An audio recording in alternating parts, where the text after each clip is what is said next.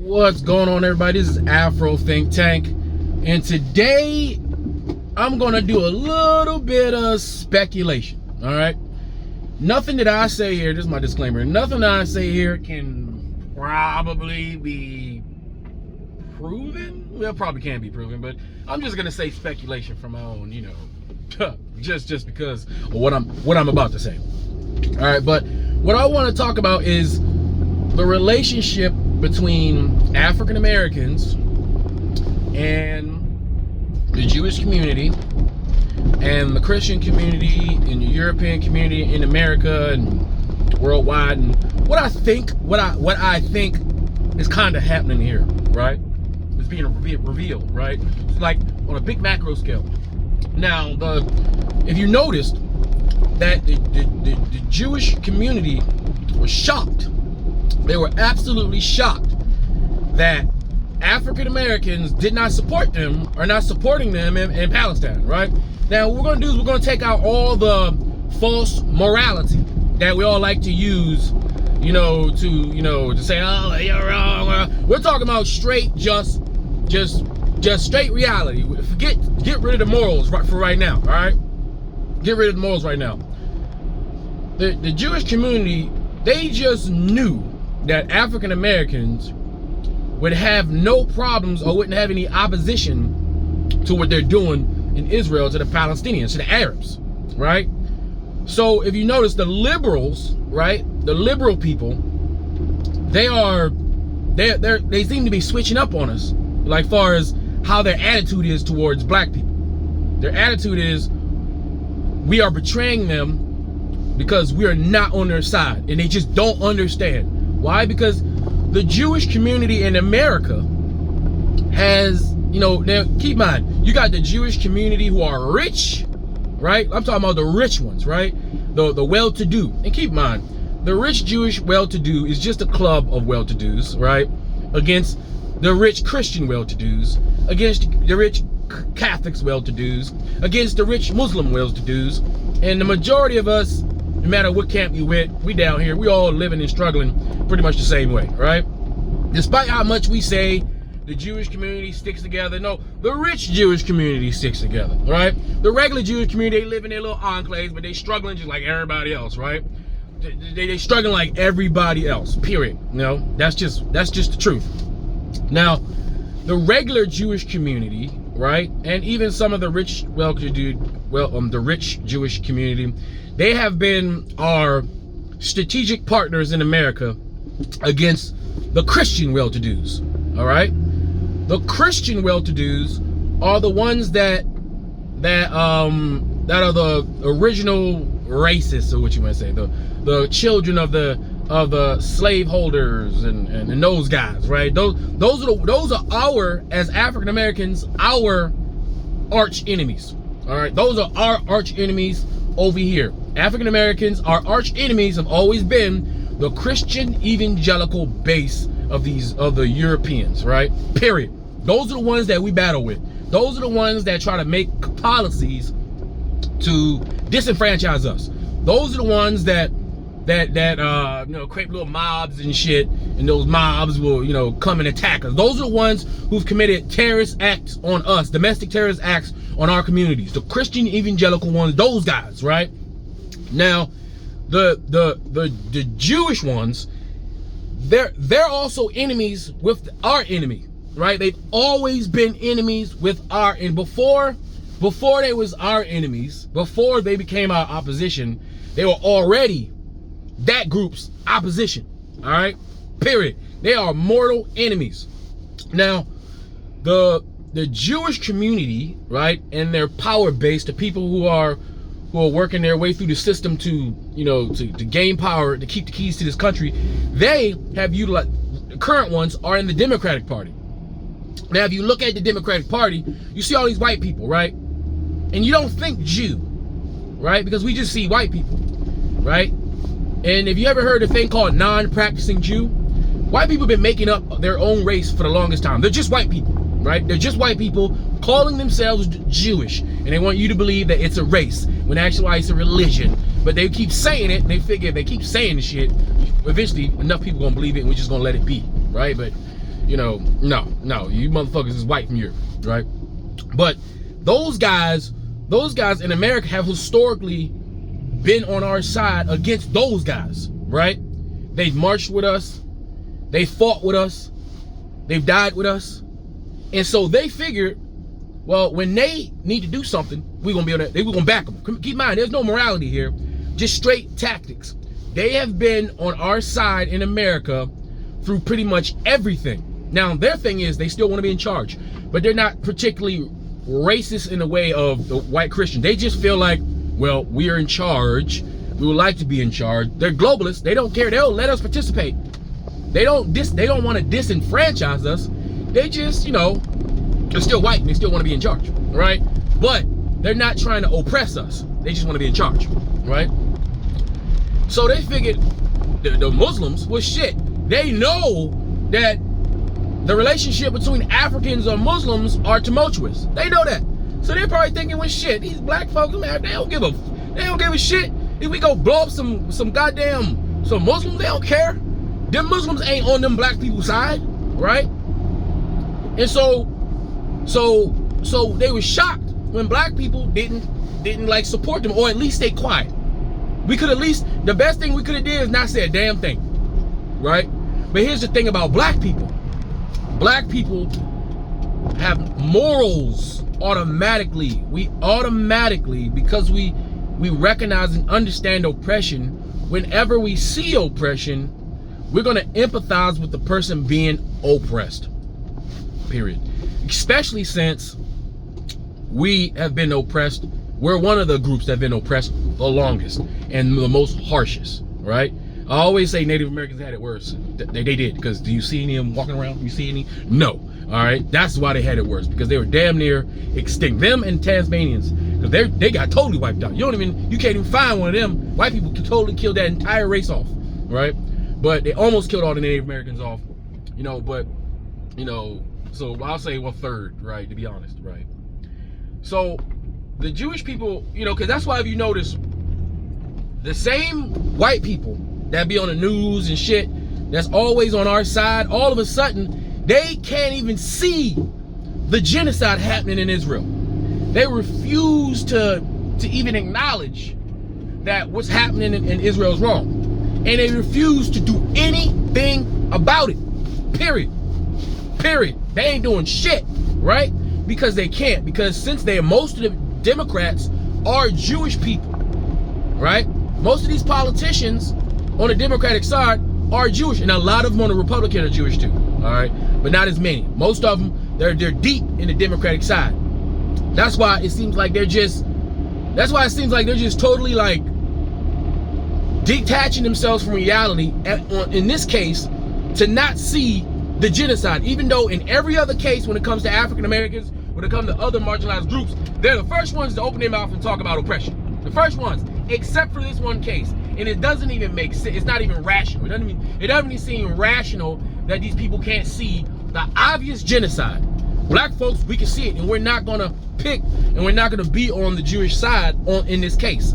And they don't know how to, the rich ones don't know how to handle it, and the poor ones, they don't understand why not. Because you think that the elites in their community is telling them the truth?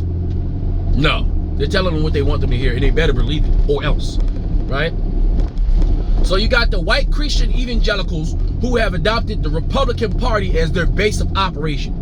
That's the tool they're using to control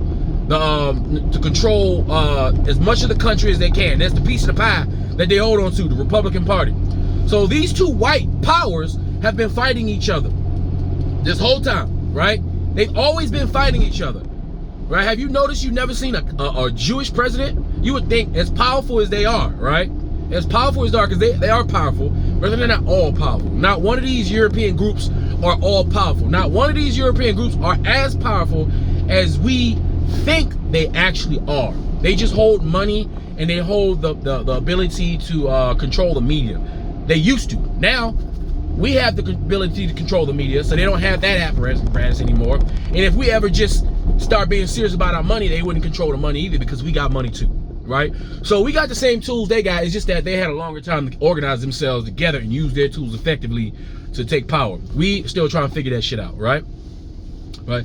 But the Jewish people in the Republican and on the Democratic side, no matter how many senators and congressmen, governors and mayors they got, you notice you ain't never seen a president. Because they know that if a Jewish guy ever ran for the presidency, they would automatically not lose, i.e. Bernie Sanders. You see, they didn't give him a goddamn chance. And the whole, almost all of America wanted Bernie. Even the Republicans were like, you know what, Bernie ain't that bad. Think about it, right? They literally stole, we all watched it. We all watched Hillary Clinton and the Democrats steal the nomination away from Bernie Sanders. We all watched it. All of us. Every one of us. We saw that shit with no shame. Because they be damn. The apparatus be damn if they let a Jewish person in that White House. They'd rather let a black guy, as long as he Christian, than a Jewish person. Because to white people, right, there are other, race is not necessarily the main thing. Religion is just as important, right? That's why they they hate black people, they hate Jews, they hate anybody that's not white, Christian, evangelical, right? Period. You can't be a Catholic either. What happened when we had a Catholic president? What'd they do? Huh? What'd they do? They took him out. They killed. Look what happens when certain groups try to take power. They get killed, okay? Now, were there Jews who participated in transatlantic slave trade? Yeah. Some of those rich, like I said, well-to-do, financed, because they were in the finance sector. They've been in the finance sector for a while, because Christianity and Islam forced them to be in the financial sector, because they were being used to facilitate both the Christian and the Muslim empires in Europe who were warring with each other. They were the middlemen. So they grew power as middlemen. That's where they got their goddamn money and their knowledge of banking, because they were forced to do it, you know, because of history. But just like there were some Africans who had no problem selling their people into the transatlantic, a few Africans who had no problem selling their people into the transatlantic slave trade. And keep in mind, guys, when major things happen in the world, people, is rarely are there giant armies of evildoers making shit happen. Usually there's just a few people that have enough influence to make people do things, right? So there was a few Africans that captured millions of Africans into the transatlantic slave trade. There was a few rich Europeans that participated. There was a few rich freaking Jewish businessmen that had the money to finance the ships and pay for the sailors and pay for the crew and pay for the food and pay for the water and pay for the guns that it takes to go over there and do these expeditions all around the world. Keep in mind, they weren't just going to Africa. When they were coming to Africa, they were also going to Europe, they were going to India, they were destroying and ruining everybody all at the same time. This whole 500 years was the total destruction of the planet via Europe, via white people, all right? So right now, black people are sitting back because we take the moral high ground when it comes to shit like this, and we refuse to shut our brains off and to shut off our morality to side with the Jewish people in this condition, right? And even though Arabs, the Jews are right, we don't have any love laws for Arabs, right? We don't have any love laws for Arabs. Arabs, the thing that's happening to Arabs is something that Arabs have historically done to North Africa. So to be honest, you can look at it, keep in mind, I took the morals out. You can say the Arabs are getting exactly what they deserve, because this is what they were doing to North Africans, and that's how they took over North Africa. And by the way, when we say North Africa, keep in mind, most of North Africa is not even able to be populated. We're talking about the rim, the very rim of North Africa is where these Arabs are. Most of Africa is black. The Arabs are just at the very edge, at the waterline. That's where they at. It's not that, I mean, there's a lot of them, but not as many. It's not as prevalent as you actually think, right? But when the Arabs came to North Africa, they raped, murdered, and committed genocide to our people. They did it for more than 200, 300, 400 years, right? So the way the Jews are probably looking at it was, shit, they ain't gonna give a fudge. They ain't gonna give fudge, and technically we shouldn't. We shouldn't have no empathy for them Arabs. Technically. We should be like, yup, fuck them. They getting what they deserve. They did it to us. God, now it's happening to them. Booyah, right? Your chickens will come home to roost. That's the attitude they thought we were gonna have. Now some of us do got that fucking attitude, but because the morality was inside of us, we just like, but goddamn, kids. That's where the line is drawn. It's like, come on, man, kids, because kids are innocent, because most of them haven't been influenced yet, right? But best believe those Arabs are being influenced. This is the worst thing that ever happened to Israel. I feel bad for the Israeli population that's gonna have to deal with the aftermath of this, because now every bomb that drops creates hundreds of radicalized freedom fighters in the Middle East. That's what I'm calling them. Now the Europeans will call them terrorists. I'm gonna call them radicalized freedom fighters, because they ain't got shit to lose. They know they're being genocided and ethnically cleansed. So what you gonna do to them? What can you do worse to them that you ain't already doing? So the Israeli people will never find peace. That place will never. I don't know how they're gonna hold that place for another 100, 200. I don't know how they're gonna do it. Honestly, I don't know how they're gonna do it. Right? Because all it's gonna do is take a couple key leaders in some of these Arab states, and that's gonna be it. I'm telling you, that's gonna be it. But yeah, these Jewish people are shocked that we are not on their side with this one. They just don't understand, because white people understand the way they think. They go to war with each other all the time. This is nothing new. Christian Europeans, Muslim Europeans, Jewish Europeans, and all the other religions that done failed and died off because of Christianity dominating them in Europe, all they do is war with each other. They can justify war. This is what they do. They kill, murder, and rape each other culturally, right? So that's how it's okay for them to think, yeah, you know what, guys? You know, it's summertime, it's real nice. Let's go raid England. Let's go destroy half of England. Let's go rape and pillage, because I can't pay you. We're gonna rape and pillage, take all that shit, and we'll occupy it and start some farms and shit. That's like normal shit, and they glorify it here to this day. How many Netflix series, how many Viking shows do we have? First of all, Viking was a job, it was a title. It wasn't a group of people, all right? How many Viking shows do we have where you show Europeans casually going on campaigns to purposely murder and steal from other Europeans? That's what we do, and they celebrate it. It's normal. That's their humanity, right?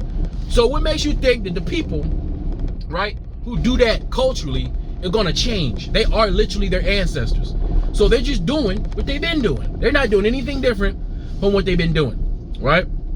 But now we got just different factions of them. Like, there were different factions of them back then. We got different factions of them now, and they're just doing the same thing they've been doing. And now we're involved, because now we're in each one of these camps for various different historical reasons. Now we got some that's taking up the cause of the white Christian evangelical white racists, because we've been converted to Christianity, right? Then you got the ones that side with the Jewish people, because they didn't side with Christianity, but they sided with the liberal political way of thinking, right? Which it could be you could think of politics as, some people take it as a religion, right? Then you got some that's indifferent, because they see both sides of just, you know, different forms, different versions of white supremacy, and they know within each apparatus there's absolutely no way we can elevate our group in either one of these apparatus. That's why, as a Pan-African, you can't actually be or campaign or champion any of these political parties, because both these political parties are just expressions of the different factions of white supremacy on this planet. That's all they are. They're just different factions of white supremacy on this planet. And if you die on any of these hills, you're dying for one of their causes. You're not dying for your cause as an African. Okay? But yeah, I pretty much was rambling. This whole thing was just me talking. You know, I don't have any smooth direction. I just want to talk about the relationship that we have. Because I watched the Young Turks, right? And there's a guy on there, he's a progressive, right? And usually 99.99% of the time he's on point, right? And Crank Uger, I'm saying his name right, Crank Uger, which is, if you want to know my political position, look at Crank Uger on TYT, the Young Turks, the Turkish guy. That's my dude. That's my political way of thinking. The way he thinks, and he used to be a Republican before the Republicans stopped being Republican, and now he's a progressive. My views are like his. He's a guy from Turkey, and the people from Turkey have a unique, because of their historical position on this planet, they have a unique perspective where they have interacted with all these groups, and the Turkey has been the center of war between all these groups for a very long time. Very, very, very long time. So they know, right? The Turks know. Plus, they understand oppression and genocide because they had their own issues with the Armenians and things like that. So they've been through it, so they understand. Crank Uger was having a debate with one of his own staff members, because his staff member is a Jew, right? And for some reason, the Jewish guy said the most craziest shit, right? And Crank Uger you can see on his face, because Crank's an Arab, right? Or Persian, however you want to call him. And this other guy's a Jewish guy. And they're normally on each other's side 99.99% of the time. But on this one case, the Jewish guy pretty much threw all logic out the window, and he said out his own mouth, I couldn't believe it. He said, the Jewish guy, he justified killing 80 Palestinians to kill one Hamas leader. He said, in the long run, that's a good thing. He justified it. He tried to say it softly. And when he said it, anybody who was a human being was like, what? It took everything Crank Uger had in him to not flip out. It took everything he had. And then the Jewish dude said a few other things he just had, and there was a black guy. The black guy who was on the show, was 3 of them. The black guy was clearly the intermediate because he knew it was about to go down. But yeah, the black guy and Crank Uger, the Arab or the Turkish guy, they couldn't believe that their colleague, this Jewish guy, who they normally on each other's side, would say some shit like that. He said some other shit, and it almost ruined the show, because you couldn't get out your mind that this dude literally sat there and said that. But he would never say that if you would switch out the white people, the Jewish people, with Christian evangelicals, and the Palestinian people with Africans. He would have never said that, right? But in this case, he said it, right? Because he's Jewish. And just like white Christian evangelicals in this country who block out the transatlantic slave trade, they block out Jim Crow, they block out systematic racism, they block out white supremacy, they block out all that shit because of the guilt of the guilty foundation that they sit on. Same thing happened with these Jews. They block out the devastation, they block out the genocide, they block out the ethnicism because of the guilt, right, of the foundation that they sit on.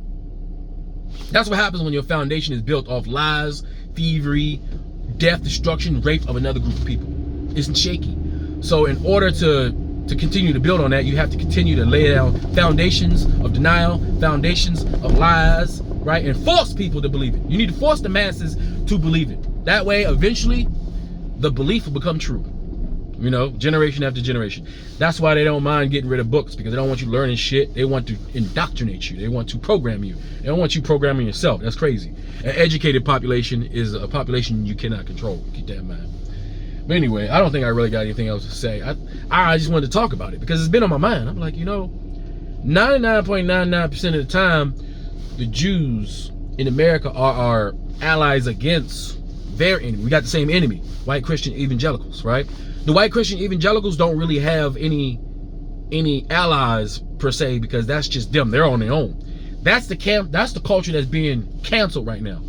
So once they become small and once their power base diminishes, which is true, the right-wing Christian evangelical power base is diminishing worldwide, right? And the people that's taking over are the other white power bases, right? And that's what they're afraid of. But for us black people, what we got to understand is, if we continue to support and push any of these groups, once these groups are able to eliminate their opposition and the only one standing is us, then all of a sudden they become our opposition. So we empower our opposition to the battle their ops. Eventually, we're going to have to battle them as well. Think about it. Think about it. Anyway, I'm just rambling. This ain't really about nothing. I just want to talk about some regular stuff. That's all I got to say. Tell me what you think about in the comments. Do you think that the relationship will be repaired? Do you think that the relationship between the blacks, the Africans, and the Jews is irreversibly damaged? Like, how do you think this is gonna pan out in the future? Right? Anyway, that's all I got to say. It's Afro Think Tank. Learn something, teach something. I'm out.